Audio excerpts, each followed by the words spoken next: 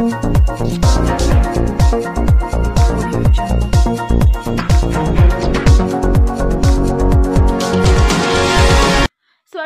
App निरुपयोगी, भटक्या कुत्र्यांमुळे 2 मुलींचा बळी, खासदार काळे यांना वकिलांचं निवेदन। जालना शहरातील स्वच्छता ॲपच्या निष्क्रियतेमुळे निर्माण झालेल्या गंभीर सार्वजनिक आरोग्य आणि सुरक्षिततेच्या प्रश्नावरून वकील महेश एस धन्नावत यांनी जालना जिल्ह्याचे खासदार कल्याण काळे यांना एक सविस्तर निवेदन सादर केलंय।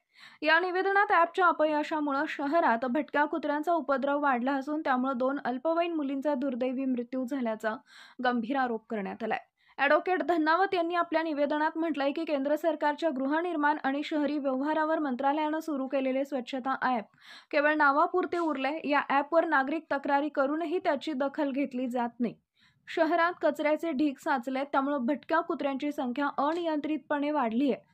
या गंभीर समस्येचे भयंकर परिणाम समोर आले असून जालना शहरातील यशवंत नगर परिसरात परी दीपक गोस्वामी वय वर्ष 3 या चिमुकलीचा भटक्या कुत्र्यांच्या हल्ल्यात मृत्यू झाला, तर गांधीनगर भागात संध्या पाटोळे वय वर्ष 8 या मुलीलाही भटक्या कुत्र्यांनी आपलं लक्ष्य बनवले, ज्यात तिचा जीव गेला। या घटनांमुळे नागरिकांमध्ये तीव्र संताप आणि भीतीचं वातावरण पसरलं आहे। शहरातील अनियंत्रित आणि अस्वच्छ मांस विक्रीच्या दुकानांमुळे भटक्या कुत्र्यांची समस्या अधिकच गंभीर बनली आहे, असंही निवेदनात नमूद करण्यात आलेलं आहे। अनेक ठिकाणी उघड्यावर मांस विक्री होत असून दुकानांमधून बाहेर फेकले जाणारे अवशेष कुत्र्यांना आकर्षित करतात। यावर कारवाई करण्याची मागणी जोर धरतीये। यापूर्वी जालना शहर महानगरपालिकेनं उघड्यावर मांस विक्री करणाऱ्या दुकानदारांविरुद्ध गुन्हे दाखल केले होते, मात्र ही समस्या अजूनही कायम आहे। ॲडव्होकेट धन्नावत यांनी खासदार काळे यांच्याकडे तातडीनं लक्ष घालण्याची मागणी केली असून खालील प्रमुख मागण्या केल्यात।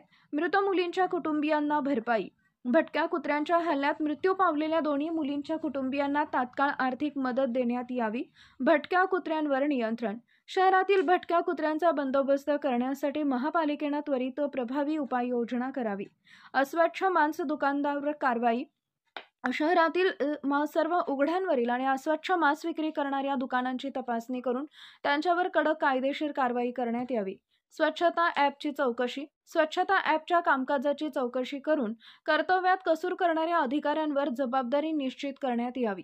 या निवेदनामुळे शहरातील सार्वजनिक सुरक्षिततेचा आणि प्रशासनाच्या उत्तरदायित्वाचा प्रश्न पुन्हा एकदा ऐरणीवर आलाय।